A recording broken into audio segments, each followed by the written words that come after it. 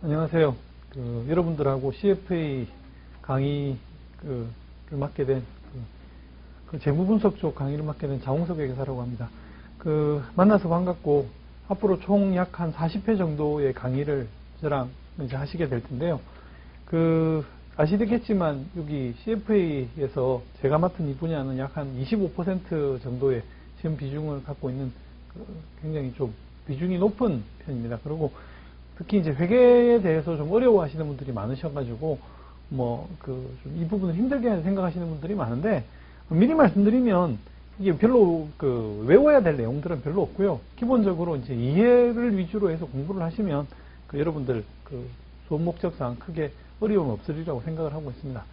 먼저 그래서 이제 여기 이제 교재를 본격적으로 진행하기 전에 어차피 지금 이 강의의 특성상 회계를 전혀 이해를 못 하시는 분들이 계셔가지고, 일단 오늘 이제 첫 시간에는 이제 가장 회계에 대한 기본적인 개념을 설명을 드리고요. 그래서 이제 연습 문제를 두 가지를 다룰 겁니다. 그래서 처음 다루는 연습 문제를 가지고 이제 회계에 대한 기본 개념을 배우고, 그 다음에 두 번째 이제 문제에서는 그보다 조금 더 깊은 내용들을 이제 해서 설명을 드리고, 그러고 나서 이제 본격적으로 교재 순서대로 강의를 진행하도록 그렇게 하겠습니다. 자, 먼저 문제를 한번 보시죠. 칠판을 보시겠습니다.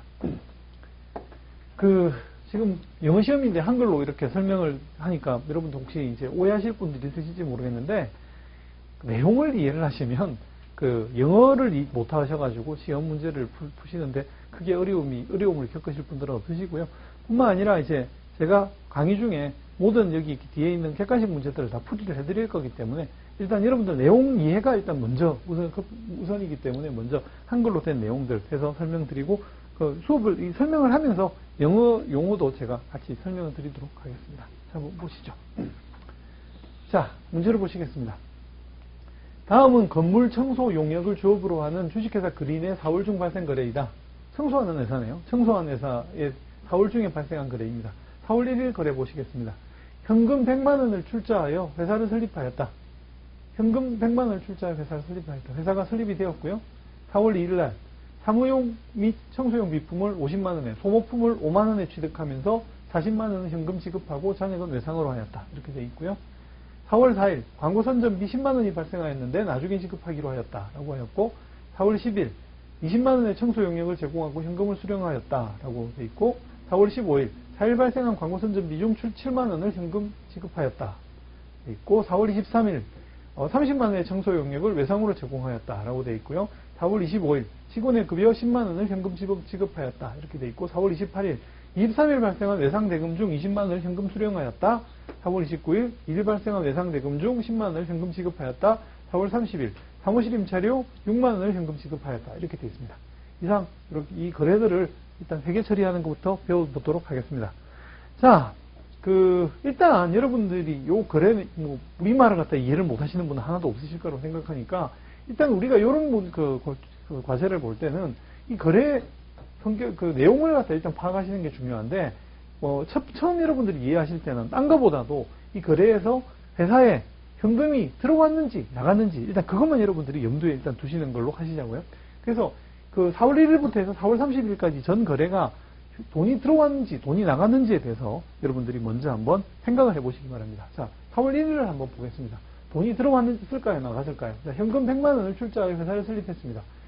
현금을 출자하여 회사를 설립하다 이러면 보통 학교에서 학생들한테 강의하다 보면 돈이 나갔다 이렇게 생각하시는 분들이 있습니다. 출자는 돈이 나가는 거니까. 하지만 주의하셔야 됩니다. 출자는 누가 합니까? 주주가 하는 거죠. 회사의 주인이 하는 거고, 회사 입장에서는 돈을 받은 겁니다. 그러니까 회사 입장에서는 돈이 들어온 거라는 얘기죠. 회사로는 입금이 되겠습니다. 그래서 요만큼은 돈이 들어왔으니까 입금이 될 것이고요. 노란색으로 쓰죠. 회사에 돈이 들어왔고요. 4월 1일 날은. 그 다음에 4월 1일 날 보면 입금 100만 원 이렇게 쓰겠습니다. 그 다음에 4월 1일 날 사무용 및 청소용 비품을 50만 원에, 소모품을 5만 원에 샀고 40만 원을 현금 지급하고 나머지는 외상으로 했다. 지금 현금만 보자고 그랬죠. 현금은 얼마가 나갔습니까? 40만 원이 나갔습니다. 그래서 출금 40만 원이고요. 다음에 4월 4일 거 볼게요. 광고 선전비 10만 원이 발생했는데 나중에 지급하기로 했다. 돈이 들어왔습니까? 나갔습니까? 들어왔는지 나갔는지 잘 모르시겠다. 예. 돈이 들어오지도 나가지도 않았죠. 광고 선점이 10만 원이 발생했다는 의미는 뭐냐면, 뭐, 신문 광고 같으면 신문에 실린 거고요. 방송 광고 같으면 방송에 나갔다는 얘기죠. 예, 뭐 그런 내용들이 될 텐데, 돈이 나간 건 없었습니다. 그래서 현금의 입출금은 없었습니다. 그죠? 다음에 4월 10일 날 거 볼게요. 20만 원의 청소 용역을 제공하고 현금을 수령하다. 가끔 수령하다가 뭔지 물어보는 학생들이 가끔 있습니다. 근데 수령은 받았다는 뜻이죠. 예, 지급하다만 내가 수령하다니까. 돈을 받았죠. 20만 원의 청소를 하고 현금을 받았습니다. 그러니까 현금 20만 원이 회사에 입금되었죠. 그래서 입금 20만 원이 될 것이고요. 다음에 4월 15일 거 볼게요. 4일 발생한 광고 선점 비중 7만 원을 현금 지급하다. 이번에는 출금이 되겠죠. 출금 7만 원. 다음에 30만 원의 청소 용역을 외상으로 제공하다. 자, 외상으로 일해주고 아직 돈은 못 받았습니다. 외상으로 일을 해주고 돈을 못 받았다고 하면 회사 입장에서 입금이 됩니까? 출금이 됩니까? 입금도 출금도 아닙니까? 입금도 출금도 아닌 거래가 되겠죠. 예, 외상이니까. 4월 25일 거래 보겠습니다. 직원급여 10만 원 현금 지급하다. 자, 급여를 갖다 현금으로 지급했으니까 출금이 되겠죠. 예, 출금 10만 원이 되고요. 다음에 4월 28일, 23일 날 발생한 외상대금 중 20만 원 현금 수령하다. 돈을 받았으니까 입금 20만 원이 되겠습니다. 입금 20만 원. 다음에 2일 날 발생한 외상대금 중 10만 원을 현금 지급하다.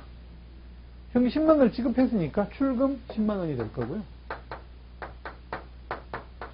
마지막으로 4월 30일 사무실 임차료 6만 원을 현금 지급하다. 지금 사무실이 지금 월세 살고 있는 모양인데 6만 원을 월세로 지급을 했습니다. 출금 6만 원이죠. 자, 그래서 여기서 이제 회계는 우리가 처음에 기록하는 단계를 갖다가 이제 분계다 하고 이제 영어로는 이제 저널 엔트리라 그러는데 어차피 우리 본문에서 배울 겁니다. 입금이 되는 경우에는 왼편에, 출금이 되는 경우에는 오른편에 쓰도록 약속이 되어 있습니다. 이거는 일단 기억을 하셔야 됩니다. 자, 그러면 회계학에서 오른편을 갖다가 왼편을, 죄송합니다. 오른편을 대변, 왼편을 차변이라고 합니다. 그래서 이제 차대라는 말이 이제 수없이 볼 건데, 차대라는 말을 수없이 볼 텐데, 영어로는 이걸 갖다가 이제 데비트 레코드, 영어로는 그 다음에 크레딧 레코드에서 CR, DR 이렇게 보통 쓰는데요. 일단 아직은 우리 한글로 지금 배우고 있으니까 차대라고 제가 쓰도록 할게요. 그래서 왼편을 차, 오른편을 대 이렇게 얘기하는데, 이게 뭐 자꾸 보시다 보면 기억이 나실 텐데, 그래도 암기가 안 된다 이러신 분들은 우리 회계학 하시는 옛날 교수님들이 쓰시는 방법이 있습니다. 꼭 이래가지고 뭐 화장실에서 쓰는 손 무슨 손, 오른손 대변 해가지고 대 이렇게 기억을 하시면 되는 거죠. 뭐 약간 유치하지만 이렇게 기억을 하시면 되는 거고요. 자, 여하튼 회사에 돈이 들어왔으니까 왼편에 쓴다. 왼편에 현금 100만 원. 차대는 그런 말씀드리지만 오른편 왼편의 뜻이 있는 거지, 혹시나 한자로 생각해가지고 차는 뭐 이렇게 쓰고 대는 이렇게 쓰니까 뭐 이게 뭐 이 한자의 의미가 있지 않을까, 이게 빌려주다, 빌어오다 뭐 이런 빌려주는 거고 이거는 빌려서 쓰는 거잖아요. 이런 거를 헷갈리시면 안 돼요. 이런 뜻으로 생각하실 필요 없다. 왼편 오른편 이 생각만 하시면 되는 거예요. 자, 여기서 그래서 4월 1일 날 거래는 차변의 현금, 대변의 뭔지 모르겠고, 그 다음에 4월 2일 날 거래는요. 4월 2일 거래는 보시면 어떻게 된다? 어쨌든 현금이 나갔기 때문에, 현금이 지급됐기 때문에 현금 40만 원 이렇게 처리를 한다는 것입니다. 그 다음에 4월 4일 날 거래 볼게요. 현금이 들어오지도 나가지도 않았기 때문에 현금으로 기록될 것은 아무것도 없다라는 것이고요. 4월 10일 날은 돈이 입금이 됐으니까 현금 20만 원 이렇게 회계 처리하시면 되는 거고요. 다음에 4월 15일 날은 역시 현금이 지급되었으니까 대변에 현금 7만 원 이렇게 쓰시면 되는 거고요. 다음에 4월 23일은 입출금이 없었으니까 차변과 대변에 기록될 것이 없고요. 다음에 4월 25일은 출금 10만 원이 됐으니까 대변에 현금 10만 원이 기록이 되면 되는 거고요. 다음에 4월 28일은 23일 발생한 외상대금 현금 회수하다. 입금이죠. 이건 현금 20만 원이 들어왔고요. 다음에 이번에는 출금 4월 29일은 출금 10만 원이니까 연금을 오른편에 10만 원 이렇게 쓰시면 되고, 다시 4월 30일은요 출금 6만 원 해서 대변에 연금 6만 원 이렇게 기록하시면 되는 것이죠. 자, 이까지가 잘 안 되시는 분은 없으시리라고 생각을 합니다. 예. 돈이 들어왔는지 나왔는지만 보고, 돈이 들어왔으면 왼편, 돈이 나갔으면 오른편 이렇게 쓰는 거라는 거죠. 이렇게 하는 게 그걸 갖다가 이제 우리는 이제 우리말로는 분계라고 하고요. 영어로는 이제 저널 엔트리에서 제2 이렇게 쓰는데 나중에 이제 우리 배우게 되실 겁니다. 자, 약간 요까지가 이제 가장 기본적인 분계고요. 자, 이제 나머지 추가적인 내용을 설명하기 전에 요 집계된 현금을 옮겨 쓰는 방법을 좀 알려드릴게요. 자, 여기 이렇게 집계된 현금은, 자, 보시면 이렇게 오른편 왼편에 지금 기록이 됐잖아요. 요걸 갖다가 나누어서 이렇게 기록을 합니다. 4월 1일 날 왼편입니까 오른편입니까? 왼편이죠. 왼편에다가 쓴다. 또 4월 10일 날 또 왼편에 20만 원이 들어왔습니다. 그리고 4월 28일 날 20만 원이 들어왔고요. 그 다음에 4월 2일 날 40만 원이 나갔고, 다음에 4월 15일 날 7만 원이 나갔고, 다음에 4월 25일 날 10만 원이 나갔고, 4월 29일 날 또 10만 원이 나갔고,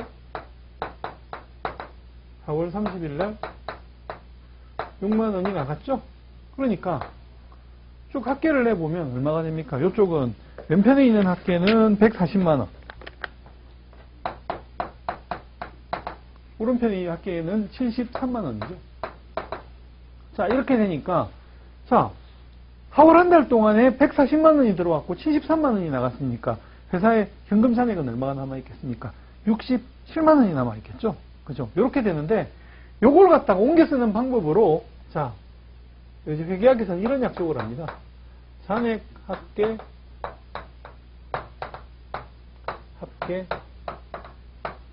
잔액 이렇게 기록을 하고요. 총 현금이 140만 원이 들어왔는데 73만 원이 빠져나갔죠. 그래서 잔액은 67만 원이 있다라는 식으로 기록을 하게 됩니다.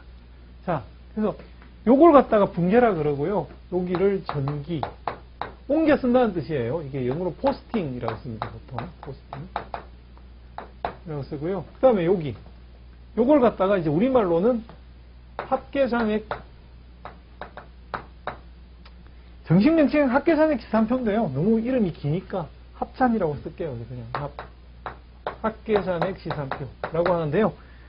영어로는 요걸 갖다가 트라이얼 밸런스 해라고 해가지고 TB라고 씁니다. TB. 트라이얼 밸런스에서 이따가 이제 여러분 책에서 다 확인하시게 될 겁니다. 이러한 과정으로 옮겨 쓰는 것들을 여러분들한테 다 보여드려야 됩니다. 자, 일단 현금을 가지고 이렇게 다음 단계, 그러니까 다시 처음에 우리가 거래를 확인을 하고요, 분계를 하고요, 전기를 하고요, 합계잔액 지산표까지 가는 아주 간단한 모습을 한번 보여드렸어요. 예. 자, 근데 분계도 아직 다 설명 안 했죠. 자, 이제 분계를 더 구체적으로 설명하기 전에 일단 우리가 재무제표의 요소에 대해서 한번 설명을 해볼게요. 자, 회계학에서는 일단 뭐 이런 경우부터 한번 생각을 해봅시다. 제가 이제 가정입니다. 가정. 제가 이제 가지고 있는 재산이 뭐 아파트 한 채, 10억짜리 아파트 하나가 전부라고 합시다. 물론 저는 뭐 10억짜리가 되는 아파트에 살지 못하고 있지만, 뭐 그냥 가정이니까. 자, 그런데 제가 아파트에 관련돼 가지고 아파트 담보로 빚을 갖다가 뭐 4억을 지고 있다고 합시다. 그러면 어떻게 됩니까? 자, 저라는 사람의 총 재산은 아파트 한 채인데, 제가 가지고 있는 총 재산은 아파트 한 채예요. 10억인데, 내가 가지고 있는 빚진 게 4억입니다. 그러면 순수하게 내 재산은 얼마죠?